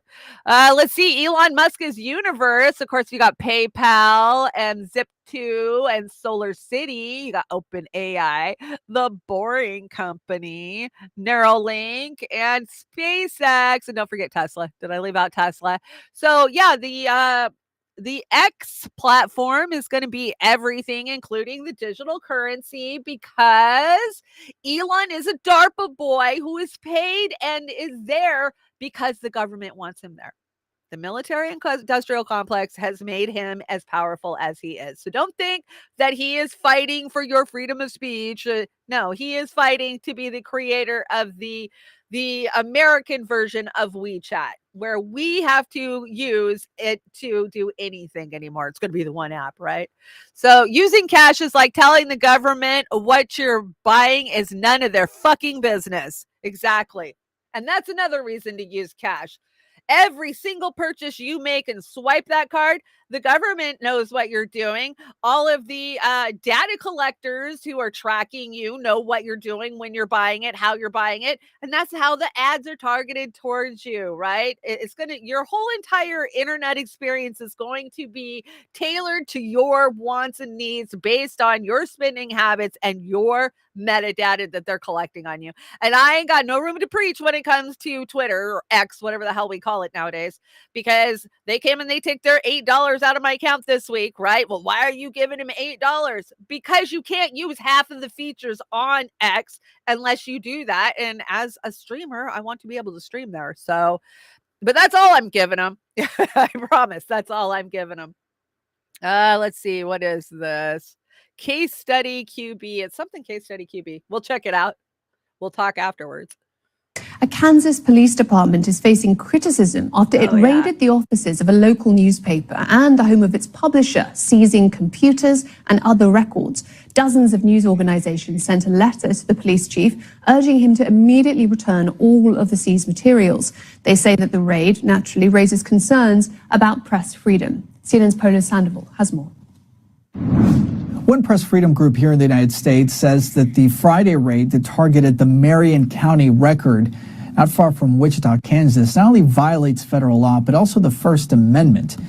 Now, in terms of what we've heard from Eric Meyer, he's the co-owner of the publication, he tells CNN that the Marion County Police Department raided both his home and his publication's office last week. He adds that police seized things like computers, cell phones, and other materials.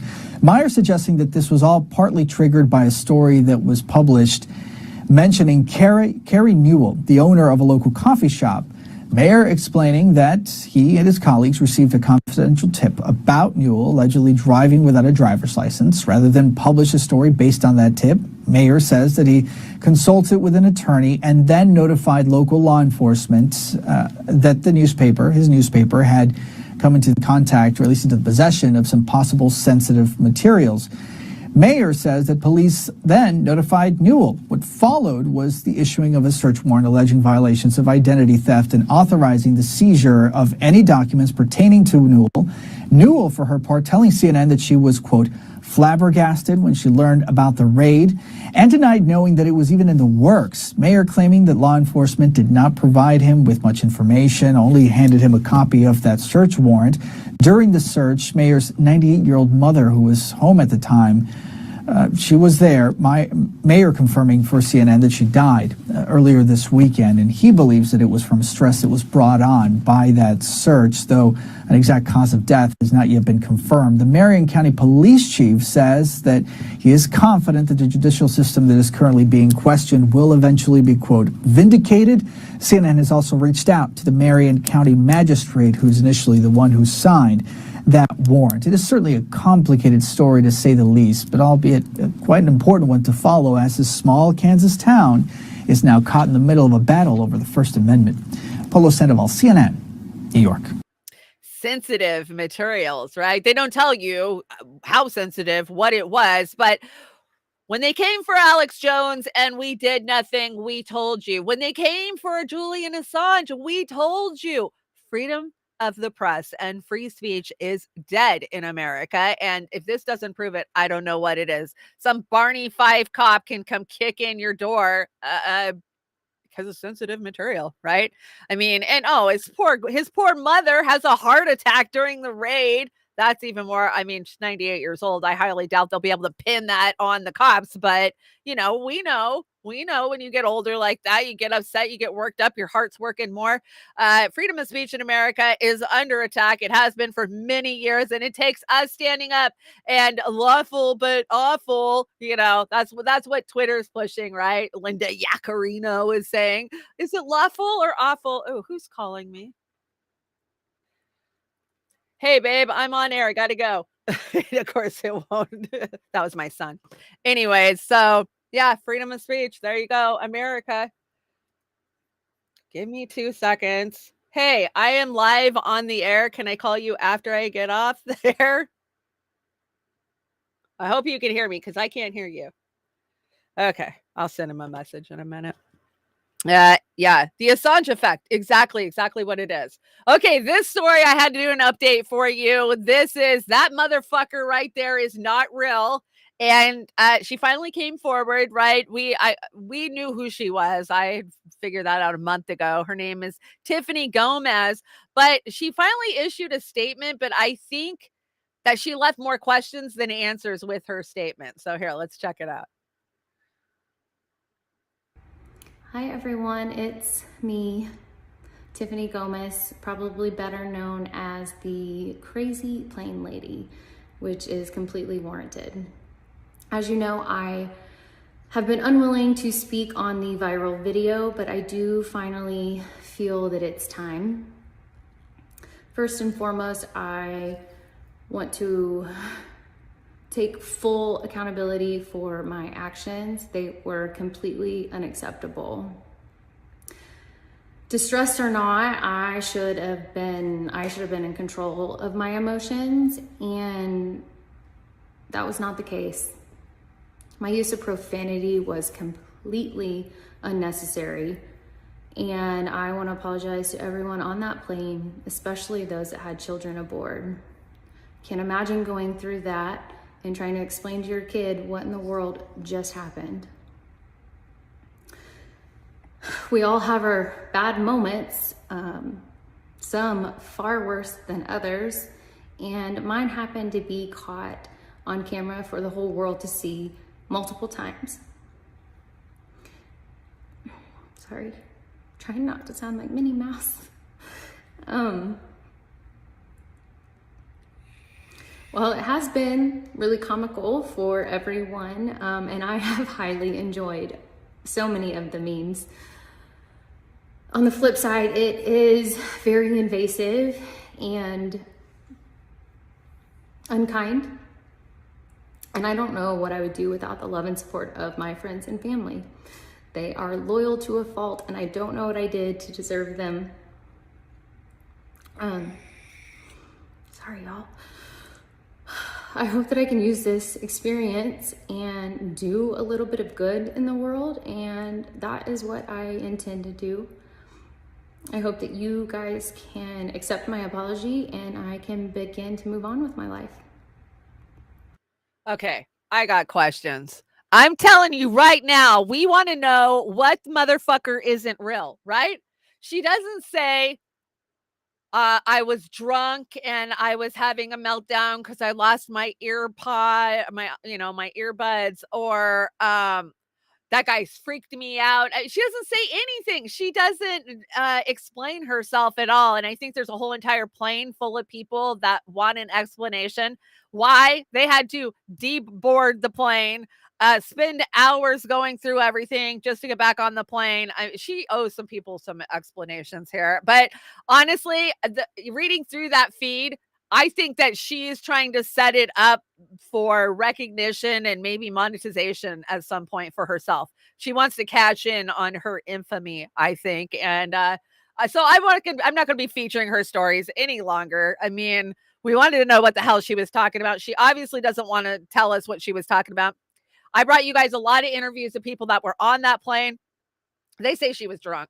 that, and she sounds like it when, I've been that drunk girl. I am that dumb drunk girl occasionally. Well, not anymore, but I used to be. And they hit that high pitch, I don't care. And that's exactly what she was doing, right? So I think that there was a substance involved in her little breakdown, but I had to play it one more time because it's so great. And then I'll retire it. You right out, telling you right out, telling you right out, right out, right out, telling you right out, telling you right out, telling you right out, right out, right out. I don't get too fucked. I don't get too fucked. I don't get too fucked. I don't get too fucked. I don't get too fucked. That motherfucker back there is not real. Not real. Not real. That motherfucker back there is not real. Not real. You either believe it or they cannot believe it. I am telling you right out. Telling you right out. Telling you right out. Right out. Right out. Telling you right out. Telling you right out. Telling you right out. Right out. Right out. I don't get too fucked. I don't get too fucked. That motherfucker back there I don't get too not real. Okay, I lie. I probably won't retire because it's just too funny and too good. What do you think? I think I'll just save it for a rainy day. Let's see. Translation: if you're not black, stop using black gifts as your response or reactions to things. I see if it's in reference to the celebrity being discussed, but if not, just cut it out. Digital blackface shows up in ways unspoken on here. Oh my gosh. We are living in that reality. If you truly want us not to see color, this is bullshit. You don't want us to see race, this is bullshit. I mean, grow up. It's just more culture war. And we're not doing culture wars. We're doing class war, right? They're the ones that are keeping us down, not our neighbors, not our brothers and sisters. So I ain't doing culture war anymore. I'll pass. No culture war. Thank you. This one pissed me off so bad, guys. I finished watching Painkiller on Netflix. Now, if you haven't seen it, please go watch it. Yes, it is a Hollywood version of the story. But honestly, as a recovering addict who literally lived through the opiate epidemic, which I don't even know how I did that, because honestly, I shouldn't be here. The amount of opiates that I took in a day, it blows doctors' minds. Like, I don't even know how you're still here. But watching that movie, and they did a really good job of showing how it tore families apart and how it started, right? It always started with you'd get hurt. And most of you guys know, my story is out there. You can go watch the old Tehellenbachs, the Accidental Activists. I am very loud and vocal about how I got my addiction and who handed it to me and where I got it from, right? So I started out with a knee injury in the late 90s because I was a dancer. I ended up having 7 surgeries on my knee. A magnitude of other surgeries. Then I broke my other ankle. I was literally on crutches for years. And this is at the height of the opiate epidemic. And I am being handed hundreds and hundreds and hundreds of pills a month by a man I trust, a man who is supposed to be taking care of me, who I go to for my best interest health-wise, right? And he's telling me the same shit that is in this movie. He's saying, when the time comes, we'll just step you off. We'll just wing you down. That's how we do it. It's called the step off method, right? We don't just take the prescription away. And are these highly addictive? My mom was a ER nurse in the 80s and 90s. I fucking knew. I knew opiates were addictive. My mother made sure I knew that, right? So I'm telling my doctor the whole time, aren't these addictive, highly addictive? Well, these aren't as addictive as some. That's what he's telling me. This is in 2004, 2005, 2008, 2010. As I'm getting worse and worse and worse. So I finally go to him after years of taking Percocet and Vicodin and Valium and a ton of anxiety, mental drugs, right? Because they're dumping those on you as much as the opiates. And at the end of the day, he's like, well, these aren't strong enough for you. We're going to have to move you up to methadone. And I'll never forget sitting in that office that day and saying, what? Isn't methadone for heroin addicts? He says to me, yeah, but we found that it works really well on pain control. No, you found out that it replaced that opiate in my opiate receptor for much cheaper, and the state could get in on it. So, I mean, we go after Purdue and we go after Sacklers, but they're not the only ones who profited off of the opiate epidemic. And it doesn't matter because nobody's going to pay at the end of the day. Methadone is more addictive. You're telling me methadone was my drug of choice. And I tell people that all the time. They're like, what? I'm like, oh yeah, I love a Percocet. Percocet make you feel great, but snort a methadone, a 20 milligram methadone, or back then we had wafers. They were called wafers. They were 100 milligram, and you broke them into little squares, so you got 25 milligrams at a time. They actually pulled those off the market probably about 10 years ago, 15 years ago, because so many people were ODing on them. And you guys know I've talked about the opiate epidemic for years. It is my passion cry because I lived through it. Thank God I found Kratom, because so many of my friends and family members are dead or are stuck on big pharma's replacement drugs because they created this epidemic. So now we have these MAT drugs, medically assisted treatment. You broke your brain, you fucked your receptors up so bad that now we need to give you a synthetic opiate to plug into that receptor every day so you don't feel like you're dying. And the withdrawals, that series did a really good job of depicting what people go through when they're going through withdrawals. I mean, people that'll rob a pharmacy. I got to tell you, there was many fucking times when I was so sick that the thought of robbing a pharmacy went through my head. You will do anything to get straight, to get right, to feel good for just a couple more hours. And that's what it is too. You know, and there's one scene in a mechanic shop of all places. And my brother and I worked in a mechanic shop together. And as you guys know, my brother has a very, very bad opiate habit. And it was like watching my life play out on film. I mean, I'm holding back the tears. I'm choking up on it like, oh my God, I lived that. And so I want you guys all to check it out if you get a chance, you want something to watch. But here we are years later, and Purdue hasn't paid a fucking dime, right? They were sentenced to pay $4 billion after we fought them for 10 years to get them into this position after they were protected by so many regulatory standards, right? So many industries protecting them. Finally, they get into court and now they're just filing bankruptcy because, you know, that's what they do. They just name their company something else. They hide their assets. They file bankruptcy and they never have to pay a dime. So let's get an update on Purdue and the shithead Sacklers. The Supreme Court has blocked a massive settlement from going forward for Purdue Pharma, the makers of the opioid OxyContin. Now, this came after an emergency request from the Biden administration that the high court step in.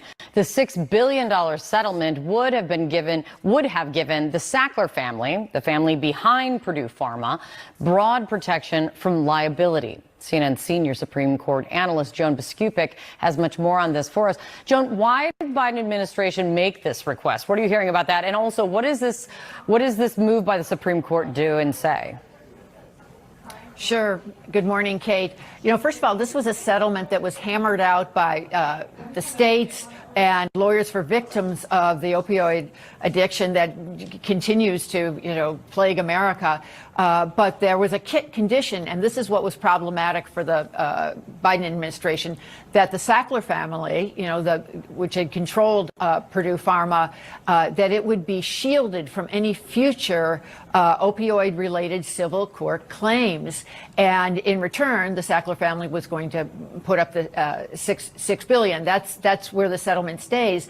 And the federal government came in and said, we want to challenge the bankruptcy judge's plan here because it exceeds what the bankruptcy code allows. This is what the federal government had said and wanted the whole thing put on hold, at least for now.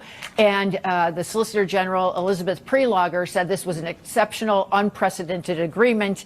And here's what she said in part to the court: allowing the Court of Appeals decision, which endorsed the bankruptcy judge, to stand would leave in place a roadmap for wealthy corporations and individuals to misuse the bankruptcy system to avoid mass tort liability. Now, Purdue Pharma was countering that, telling the Supreme Court the plan at issue will provide billions of dollars and life-saving benefits to the victims of the opioid crisis, but those funds cannot be distributed until the plan is consummated, and a stay, postponing this case in any way, would waste valuable time, potentially several more months. And indeed, we now know, Kate, that the plan will be put on hold at least till next year, because oral arguments on the bankruptcy question will be heard in December, and likely a decision will come sometime next spring, at least by the end of June. Kate? So interesting. So Good to see you, Joan. interesting. Thank you so much. Okay, so basically what they're trying to say is Biden saved the day because he came in and told the high courts, hey, maybe you guys shouldn't reach this settlement deal. For one, it exceeds the amount of money you're allowed to write off in a bankruptcy, billions wise, right? And it lays out a roadmap for all these other rich corporations to get out of liability for fucking killing people. And what does Purdue come back with in classic Purdue style? And I'm telling you, you got to go watch this series because Matthew Broderick plays the head of the Sackler family. He does a great job.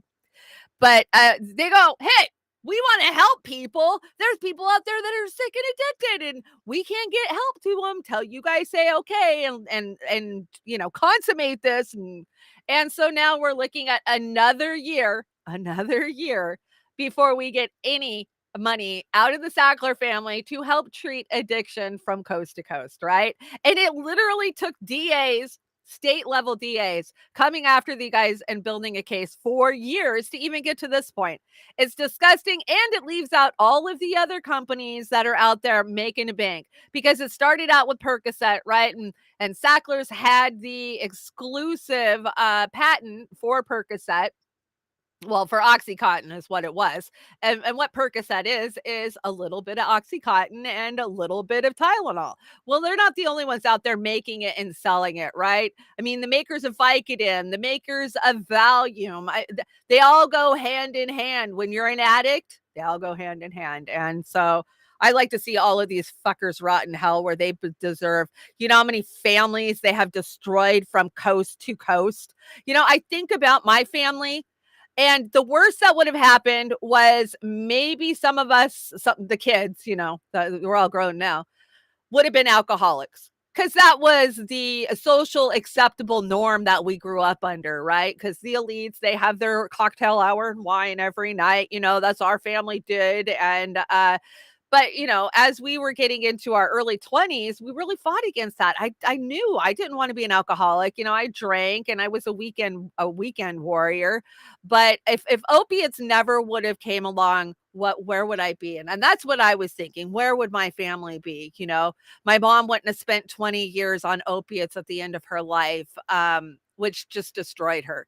I mean, the feeling of needing an opiate when you don't have one, it's indescribable. There's nothing that I could say out of my mouth that would explain to you the hurt that your body feels when you are opiate deficient and you need it. I mean, there's no way to explain it. Take the worst flu, the worst sickness, wrap it up with COVID, and then beat the hell out of it. And then that's what you feel like. And you got to get up and go to work and function and try to be normal. And that's why you break down. That's why these people end up on the streets, because you cannot maintain a life like that. And yes, Kratom saved my life. I've been on Kratom. It'll be 10 years next year. 10 years next year. And there was all people, oh my God, if you take that for more than a year, your liver's going to break down. It does stuff to your heart. These are all fear-mongering tactics. I did my due diligence research before I ever even took kratom for the first time. I went and I read the New England Journal of Medicine because nobody even knew what kratom was in 2014. 2013 and 14 is when I found kratom, and I take it every day, multiple times a day, and I am a functioning member of society. I'm not out there sick every day, using every dime I got, selling the last of my stuff. All my jewelry, every piece of jewelry I was ever bought from a kid till I was 36 years old, hawked, gone. I mean, anything that's worth value, gone. Why? So I could get that opiate. I don't have to do that anymore. And it's been such a relief. So yeah, they're outlawing kratom from coast to coast. And why? Because Big Pharma knows they're losing money off of it. And if they can isolate that one little molecule, guess what? They can sell it back to us. And that's what they want to do. Okay, we got to talk about this Albert Bourla video that's out there. Have you guys seen this one? Of course, he is the CEO of Pfizer, since we're talking about shithead big pharma companies. And it says it's duped. And I knew it was duped the first time I watched it, where he says our goal is to depopulate the planet. But go ahead and we'll check this out. Come on, hit play. This video is being shared on social media platforms with the claim that it shows Pfizer CEO Albert Bourla saying that his company's goal is to reduce the world's population by 50% by 2023. Was by 2023 we will reduce the number of people in the world by 50%. I think today this dream is becoming. Reverse image search of screenshots from the video led us to a YouTube video with similar visuals. This is from a conversation that Bourla participated in at the Davos Summit by the World Economic Forum. The original video was cut at the 2-minute 33-second mark to make this 38-second viral clip, and a part of the YouTube video was edited to make the viral video. In the YouTube video, Bourla said, "By 2023, we will reduce the number of people in the world that cannot afford our medicines by 50%. I think today this dream is becoming reality." In the viral video, the words "that cannot afford our medicines" have been cut out. Was by 2023 we will reduce the number of people in the world by 50%. I think today this dream is becoming. Was by 2023 we will reduce the number of people in the world that cannot afford our medicines by 50%. I think today this dream is becoming. Pfizer launched an initiative to provide patent-protected medicines to 45 lower-income countries. Bourla spoke about this in his conversation at Davos. As an edited video is being shared as the Pfizer CEO stating that his goal is to reduce world population by half, this post is misleading. When you come across a piece of news that seems too ridiculous to be true, don't leave things to doubt. Run searches on Google and Yandex and weigh out the true and false of the situation for yourself by looking at the... Don't run searches on Google. You'll just get lies. But yeah, a lot of people are pushing that video. Oh my gosh, Albert Bourla, the World Economic Forum, saying how they're going to depopulate. Now, we all see them doing this and saying this, right? We have Bill Gates saying it. We have Melinda Gates saying it. I mean, there's a lot of them out there. We got to reduce the world population. But what he said was, we're going to reduce the amount of people who don't have access to our meds. So that's just as fucking evil and just as bad, because he wants to addict the whole world, right? And get everybody on big pharma. That's what he was saying. Either way, equally evil. Let's see. Comrade Misty Putin. What does Misty say? Breaking, FDA finally announces that doctors can prescribe that I word, the horse paste, to treat COVID after attacking voices like Joe Rogan. She says, guess I should start accepting all those apologies I never get. Hey, at YouTube, you gonna compensate the numerous people you demonetized and platformed over this? Oh, good point, Misty. Good point. We took 2 strikes during the COVID years, I want to say. We got close to losing the channel for sure. Let's see. What is this? Cumulative excess mortality in the OECD nations. And yeah, look at that. Ow. And Sweden. Oh my God. It's almost like somebody called it. Kim Iverson? I don't know. She might have got it right. Israel. And why, you know what Chile has? Chile, United States, Israel, Canada. You know what they all have in common? They mandated, they pushed, they took your job away. I mean, Chile, you go watch Whitney Webb, she'll tell you like something like 98% of Chile got vaccinated. Just saying. The numbers don't lie. You guys can go check out Dr. John Campbell. He's doing a great job of chasing down these excess and breaking them down, and the numbers. He always does. So like I've said for a couple years now, you can go check him out for the good numbers. Let's see. What is this? The UK just announced it wants to force farmers to feed their cows red seaweed-based methane blockers to stop them from farting and burping. Guess who invested $12 million into a company that produces red seaweed methane blockers 2 months ago? Oh, that's right. Bill Gates. Are you awake yet? Feeling cute might poison millions of people and buy up all the farmland. I don't know. We know. We know. Man, he's turned out to be the absolute evil villain, right? For sure. Did you guys see this video? You know, all the train derailments that we've seen from coast to coast for the last 6 months? What is that all about? We keep bringing videos like, why is this happening? Is it because our infrastructure is so bad it's breaking down? Maybe, but maybe it's something like this. So in recent weeks in the U.S., devices have been discovered across the country that have caused train derailments. Police warned that they could lead to train derailments and the death of passengers. The devices have found all over the country from the West Coast to the East Coast. In most recent months, there has been a significant increase in derailment incidents in the United States. Ain't no fucking way. Ain't no fucking way. Look. Tell me that ain't what it is. And then look at that. That's crazy. Let's play it again. What is that? Ain't no fucking way. Ain't no fucking way. Is it attached? Look. Tell me that ain't what it is. And then look at that. Crazy conspiracies everywhere, right? I don't know what to tell you. I don't. This is a crazy story. Hawk dropped a 4-foot-long snake on Texas woman mowing her lawn, prompted both animals to attack her. Oh my God, that's a bad day. Jilly's back. Welcome back, Jilly. We're talking about a woman who was mowing her lawn and a snake flew by and a hawk dropped a snake on her and then attacked her. So she got attacked by the snake and the hawk. That's a bad damn day. But Texas, man, you live down there, you got to deal with the critters. I know. I lived in the South. There's a lot of critters. Did you guys see this? The fight's back on. Elon and Mark say no to fighting and instead have started a family on Mars. Yeah. It is said that the fight's back on. And as soon as Zuckerberg decides the time and place, they're going to fight. So government doesn't announce that they become fascists. They announce anti-fascists are enemies of the state. Yeah, we see that a lot. Okay, what do we got? What's the next one? Oh, I can't even. Yeah, okay, we'll just watch it. Have you guys seen this? To this man who's trying to take something else away from you. Pregnancy, not yours, women. We've already taken away women's sports, your right to compete and actually become a women's champion. Thank God that's been taken away.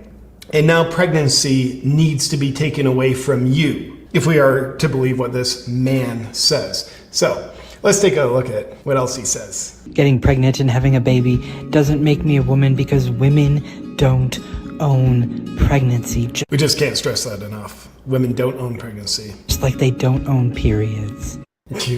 Now something else is taken away. You don't own periods. This man told you don't own periods. So listen to the men, if we're to believe this is man. Now this doesn't mean that motherhood or womanhood doesn't exist, because it very much does, and it's sacred.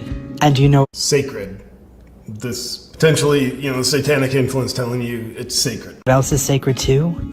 Trans and non-binary bodies and experiences. And my experience as a birthing person is just as valid as a woman's experience is to motherhood. Some would erroneously say that is motherhood, but it's different. And my experience as a birthing person takes nothing away from the experience of a woman becoming a mother. It literally takes pregnancy away from you, because this person's own words less than 36 seconds ago was, you don't own pregnancy. You thought you did. We're taking that away. It doesn't take anything away from you, except from what we're taking away. Welcome to 1984. We say we're doing the opposite of what we're doing. You can't see that. And when we ask for language that represents us, we're not asking women to change what they call or refer to themselves as. You're asking to change language, though. That's a problem. We're simply asking for language that changes what you call us. Because not only women give birth, trans and non-binary people give birth as well. I'm a non-binary person, and I gave birth to my baby. Okay, guys, I can't even go there. I mean, I even contemplated even bringing that because I don't hate on the trans community. I've always embraced them, loved them, and but changing language and attacking women like this, I can't sit by and just, I can't accept it. I can't embrace it. I'm sorry. And you guys crack me up. Jim, the guy's going to have a period in the pool to prove it. And what was the other one? You guys always make me laugh. Bleeding buttholes don't count, bro. Yeah, you guys get it. I'm not trying to bring hate. I'm not.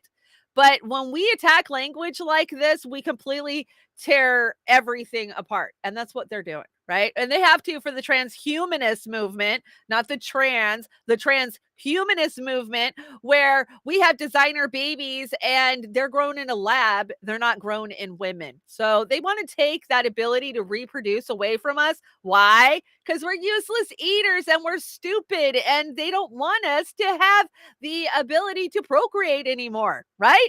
We're going to watch Idiocracy on Friday night. I hope you guys will join me. I already bought it. Rokfin and Kick and Rumble, I think, is where we'll be. And yeah, I mean, really what it comes down to is just we're too stupid. They want to take that control away from us, have designer babies. I'm trying to figure out what this is. I don't know. We'll just listen to it. We'll figure it out. In 1984, Charlie Reese of the Orlando Sentinel wrote the following. Oh yeah, this is still true today. 100 senators, 435 congressmen, 1 president, and 9 Supreme Court justices equates to 545 human beings out of 300 million who are directly, legally, morally, and individually responsible for the domestic problems that plague this country. I excluded the members of the Federal Reserve Board because that problem was created by Congress. In 1913, Congress delegated its constitutional duty to provide a sound currency to a federally chartered but private central bank. I excluded all the special interests and lobbyists for a sound reason. They have no legal authority. They have no ability to coerce a senator, a congressman, or a president to do one cotton-picking thing. I don't care if they offer a politician $1 million in cash. The politician has the power to accept or reject it.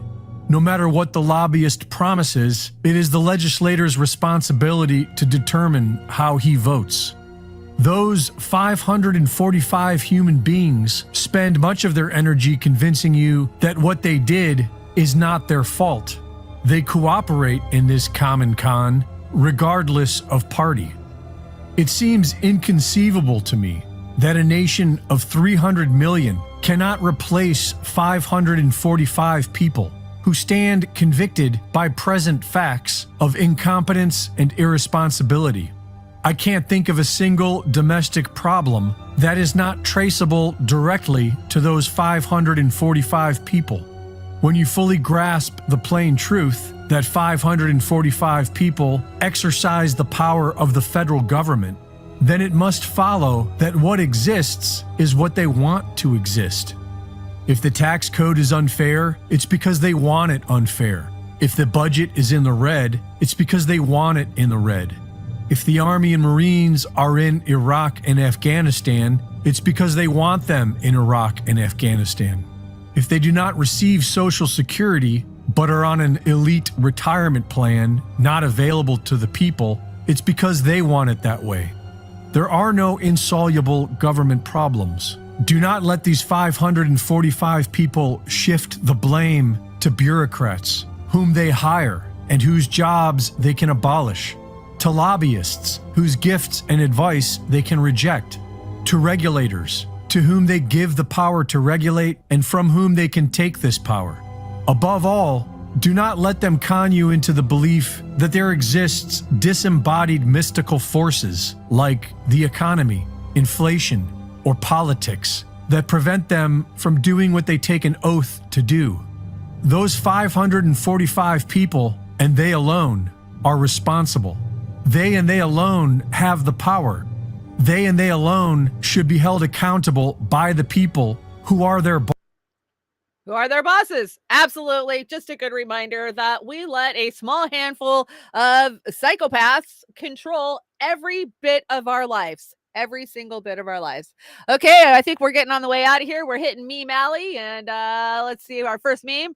Me pushing my paper plate down in the trash so I don't offend anyone after realizing the food is nasty. Oh, come on. We all do that, right? You just walk over with your plate. Yeah, there's always a couple of times at the potluck I grab stuff I don't like, but you don't want to offend, right? A couple more memes. You left the toilet seat up. Oh my gosh, you guys busted me. That's what my bathroom looks like at all times. I don't know about yours, but I try. Let's see. Most of the US population be like, this is totally fine. You can't change my mind. Yeah. Yeah. It's fine. $32.5 trillion debt. Just fine. Not a bad thing going on. Just live your life and have a good time. And I got news. Did you guys see? I posted a sunflower challenge update. I finally got out yesterday with the video camera, took a little tour of the trailer park garden, and showed you guys the mammoth sunflowers. Of course, the sunflower challenge is I planted Russian mammoth sunflowers at the same time that I planted American hybrid sunflowers. And we're seeing who's growing taller and stronger and bigger. And as you can tell from this picture, the Russian mammoths are huge. Of course, they are on my right side. And then on the left side are the American hybrids. And yeah, they're bringing the bees in, though. Oh, my God, the bees have been gnarly. So you can head over to Trailer Park Pundit. If you're watching Beauty and the Boomer, make sure you sub to Trailer Park Pundit and check out my new gardening video. I do those every year.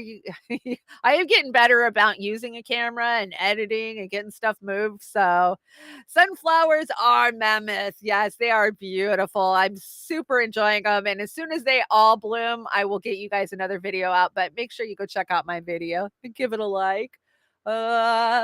Australian MP blasts Blinken over Assange. The MP called the U.S. Secretary of State's remarks Julian Assange threatens the U.S. national security nonsense and said the U.S. is only bent on revenge. Yeah, that's all. The only reason they're holding Assange. The only reason. So remember that you can write Assange in Belmarsh while he's still in Belmarsh. Go ahead and screenshot that, or you can go to writejulianassange.com and get the info there too. So it's just never ending when it comes to Assange. It just wanted to end, right? Oh, and this was one I got from Jax. I haven't seen Jax this morning, but good morning, Jax, if you tune in. Yeah, rest in peace. Daryl, the voice of Daryl Dribble, passed away from King of the Hill, sadly. Of course, that is a Mike Judd directed, produced series. And like I said, we are going to watch Idiocracy this week, which is also Mike Judd. So Jack says, R.I.P. Johnny Hardwick. Gonna rewatch some King of the Hill. It was one of my all-time favorite shows. Yes, I love King of the Hill. King of the Hill is so funny. It's so funny. So yeah, you guys join me Friday night. We're gonna do movie night. Movie nights are so fun. And that's a good movie. And then, of course, the Boomer is going to be back in the Boomer chair for Beauty and the Boomer this coming Saturday. I did a solo show this weekend. I love doing solo shows, but boy, they're a lot of work. I was like literally hungover yesterday morning. I had a Beauty in the Trailer Park hangover. I worked so hard to get the shows wrote and produced. And, you know, we're working on them all week. Oz is doing the music and I'm doing refaces. So we're going to have a good show this week. We're getting to the end of the hot summer nights, so make sure you tune in and catch the last few of those. We always have fun with those.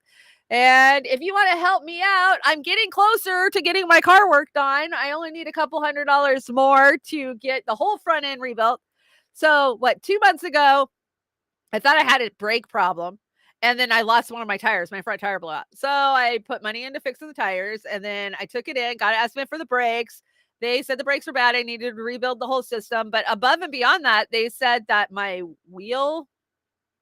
rod bearing is ready to fall off. Like I have to have all this undercarriage work done. I just replaced the tie rods in it not too long, but they say I got to replace them again. So anyways, I'm only a couple $100 off. If you guys want to hit my GoFundMe, it is in the link below. I love and appreciate all of you who are helping me get out there and get back on the road. I was thinking about it. I have canceled everything in the last 5 months because of this fucking vehicle. I can't get out to my granddaughter's softball games. I can't get to the airport to fly off to Argentina or Cuba. I mean, I'm just dead in the water till I get this vehicle because I live so far out. I live so rural. It's a couple 100 miles to get inland, and I don't trust that car to even go a couple of miles right now. So that's where we're at. And if you want to help us out with the cookbook so we can get to Argentina in October, please submit your recipes or your ideas to me, Amber, or Oz, and we'd love to get your recipes out there. And I'm asking for the cheap recipes, stuff like here, you can make a pie with, a crust and some water. You remember the water pies from the Great Depression, but there's so many great, easy, few recipe type, few ingredient type of recipes out there. That's what people need as we go into this winter of death, whatever it's going to be. People are suffering and we got to save money. So that's what we want. Okay, let me shout the chats out before I get out of here. Some of you came back. How was Convo? I'm going to go watch it as soon as I'm done. Gamer for Life. Hey, Popeye. Barbara made it. Good to see you, Barbara. Jilly, I see you're back. Peace Stuff made it. Jilly, there were great clouds. Yeah. Go Start. Hi, Go Start. Did I miss Barb? I got Barb. Zombie in the Air. Good to see you. Midnight Karma. Vic. Hi, Vic. Thirsting Community Media. Is it still hanging in there? Are we finally at our final days? It makes me sad. Of course, screw Google. Hung out for the whole show. I appreciate it. And I think I called out everybody that was above that. Maybe a few scrolled in through the show, but I appreciate you tuning in. Dingo's hanging out over on the Kick and the Rumble, it looks like. Oh, Aerowaves is over there. We got a couple of other people. Jess Wiegand 28. I tried to quit Kratom for 6 months, ended up with dry heaves for 16 hours at a time for 6 months, 6 episodes till my throat was bleeding. I stopped trying.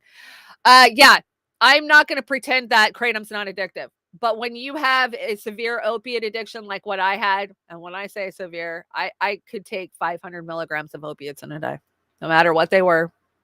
I had a severe addiction. So don't pretend that Kratom's not addictive. I tell people that all the time. If you don't have a serious fucking addiction, you probably should be playing around with Kratom. Just saying that. But for me, it's a natural alternative to Suboxone or methadone or these other synthetic opiate replacements that they have now. So, I mean, Kratom saved my life, but I understand that it's addictive, and I tell people that all the time. I always, if you're going to try Kratom, know it's addictive. Fred Edwards, thank you so much for always getting our stuff shared out there. Soxo Voxo Vix is hanging out on Rokfin, along with Amber King. Good to see you, Amber. Okay. Jim, good to see you, Jim. Fred Edwards, I already got Fred. Tech support.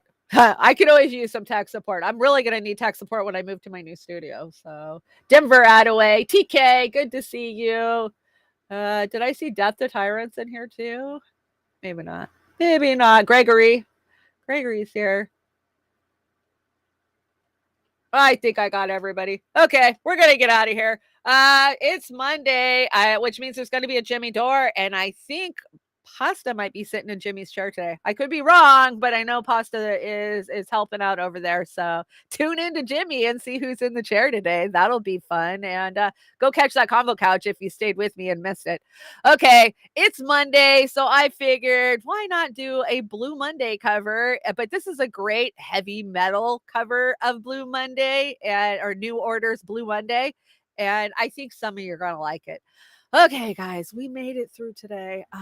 And my eye stopped running. That's a good thing. I'm starving. I'm going to go find me a taco. I want a taco for some reason. And I will be back Wednesday morning with the midweek recap. And join me Friday for a movie and Saturday for Beauty and the Boomer. Thanks again for joining me. And peace, love, and happiness be with you this week. So I will see you Wednesday.